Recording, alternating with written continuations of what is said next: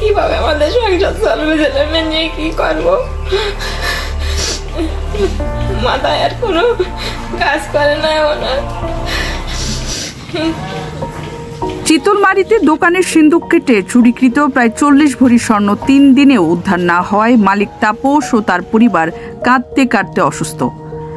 বিস্তারিত দেখুন অরুণ কুমার সরকারের পাঠানো তথ্য ও ভিডিওতে। সিসিটিভি ক্যামেরা দ্বারা নিয়ন্ত্রিত বাগেরহাটের চিতলমারী উপজেলার সদর বাজারে নিউ মন্ডল জুয়েলার্সের সিন্দুক কেটে প্রায় 35 থেকে 40 ভরি স্বর্ণ দুর্ধর্ষভাবে চুরি হয়েছে। এই ঘটনার পর গত 3 দিনেও চুরিকৃত স্বর্ণ উদ্ধার না হওয়ায় স্বর্ণ ব্যবসায়ী তাপস কুমার মণ্ডল অসুস্থ হয়ে পড়েছেন। তিনিও তার পরিবার অঝরে কাঁদছেন এবং তাদের অবস্থা প্রায় দিশেহারা। জানা যায় সন্তোষপুর উত্তরপাড়া গ্রামের মৃত গোপাল চন্দ্র মণ্ডলের ছেলে তাপস কুমার মণ্ডল প্রায় 22 থেকে 23 বছর ধরে চিতলমারী সদরের কর্মকারপট্টিতে স্বর্ণের ব্যবসা করেন। গত 3রা আগস্ট দিবাগত রাতে তার দোকানের সিন্দুক কেটে প্রায় 35 থেকে 40 ভরি স্বর্ণ চুরি হয়ে যায়। পরদিন দোকান খুলে এ বিষয়টি দেখে পুলিশে খবর দেওয়া হয়। চিতলমারী থানার ভারপ্রাপ্ত কর্মকর্তা সঙ্গী ফোর্স নিয়ে ঘটনাস্থল ও আশপাশে পরিদর্শন করেন এবং দোকানের আশেপাশে থাকা সকল সিসিটিভির ফুটেজ সংগ্রহ করেন।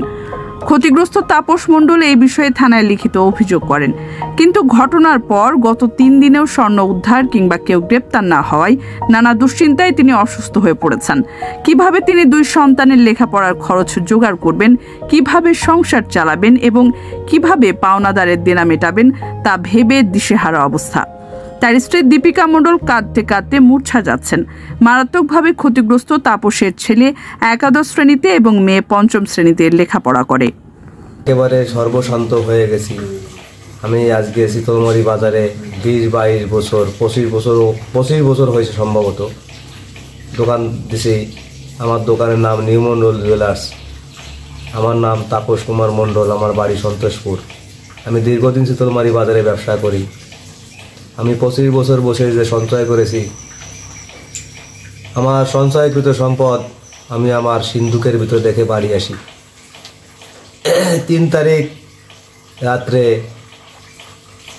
চোর ঢুকে আমার সিন্দুক গ্রাইন্ডিং মেশিনতে কেটে আমার 35 থেকে 40 ভরি মাল নিয়ে গেছে। আমি পুলিশের কাছে অভিযোগ করেছি। প্রত্যেক দিন পুলিশের কাছে যাই, পুলিশ বলে আমরা কাজ করতেছি, কিন্তু পুলিশ কোনো কাজ করে না। আমার চারিপাশে সিসি ক্যামেরা আছে। আমার ঘরে সিসি ক্যামেরা নেই, কিন্তু আমার চারিপাশে সিসি ক্যামেরা আছে। আমার ঘরে যখন সিন্দুক কাটে তখন সিসি ক্যামেরার গ্রাইন্ডিং মেশিনের আওয়াজ রেকর্ডিং হয়। প্রত্যেকটা সময় আছে রেকর্ডিং করা। আমার পিছনে ক্যামেরা আছে, পিছনে ক্যামেরায় লোক দেখা যায়, সামনে ক্যামেরায় লোক দেখা যায়, বাম সাইডে ক্যামেরায় লোক দেখা যায়। কিন্তু পুলিশের কাছে অভিযোগ করার পরে আজকে 3 থেকে 4 দিন হয়ে গেল, পুলিশ আমারে কোনো কথা বলে না। ক্ষতিগ্রস্ত স্বর্ণ ব্যবসায়ী তাপস কুমার মণ্ডল এই বিষয়ে পুলিশের আরও সক্রিয় ভূমিকা প্রার্থনা করেন। তাপসের দোকানের প্রতিবেশী জ্যোতি টেলিকমের মালিক রবীন্দ্রনাথ বিশ্বাস বলেন, ক্ষতিগ্রস্ত তাপস দোকানে বসে শুধু কাঁদছেন। প্রশাসন যত দ্রুত সম্ভব স্বর্ণ উদ্ধার করবে এটাই প্রত্যাশা। গত রাত 12টার পরে আনুমানিক চুরি হয়ে যায় তার সিন্দুক কেটে।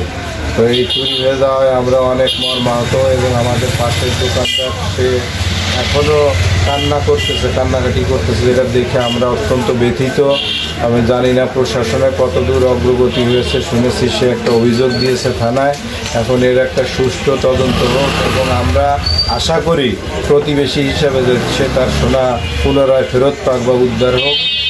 চিতলমারী স্বর্ণ ব্যবসায়ী সমিতির সাবেক সভাপতি সমীর কর্মকার বলেন, সিসিটিভি দ্বারা নিয়ন্ত্রিত চিতলমারী সদর বাজারে এত বড় দুর্ধর্ষ চুরির সাথে যত শক্তিশালীরা জড়িত থাকুক না কেন, পুলিশ প্রশাসন তাদের বিরুদ্ধে ব্যবস্থা নেবে বলে বিশ্বাস করি। পাশাপাশি তার দোকানে যে দুর্ধর্ষ চুরি হয়েছে, এই চুরি অমানবিকভাবে চুরি এই লকার কাইটে এইভাবে চুরি হয়ে গেল চিতলমারী বাজারের পরে। আমরা প্রশাসনের কাছে একটা জিনিস চাই যে দ্রুত এর একটা ভালো সলিউশন আসুক, চোর চিহ্নিত হোক। এইটা যেন প্রশাসন তার নিজের থেকে চেষ্টা নিয়ে এইটার যথাযথ আমরা যেন একটা সান্ত্বনামূলক বা আমাদের মালগুলো উদ্ধার হয় এরকম আমরা একটা আশাবাদী। এই বিষয়ে বৃহস্পতিবার বাগেরহাটের চিতলমারী থানার ভারপ্রাপ্ত কর্মকর্তা SM শাহাদাত হোসেন জানান, ওই দোকানটির আশেপাশের ভিডিও ফুটেজ সংগ্রহ করা হয়েছে এবং মালামাল উদ্ধার ও সংশ্লিষ্টদের গ্রেপ্তারের চেষ্টা চলছে।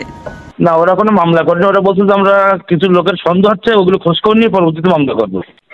স্যার, এই ব্যাপারে আপনাদের কাজের কোনো অগ্রগতি কত দূর বা কি? আচ্ছা, আমরা সিসি ক্যামেরা নিয়ে কিছু লোকেশনও আমরা ট্র্যাপ করছি বা অন্যান্য কাজে আগাচ্ছে, লেক আইডি সেল আইডি দিয়েও আগাচ্ছে। হ্যাঁ, আমরা মোটামুটি ফ্রুটফুল হয়ে গেলে যখন আমরা বলবো যে ওকে, তখন আমরা আপনাদেরকে রেজাল্ট দিব।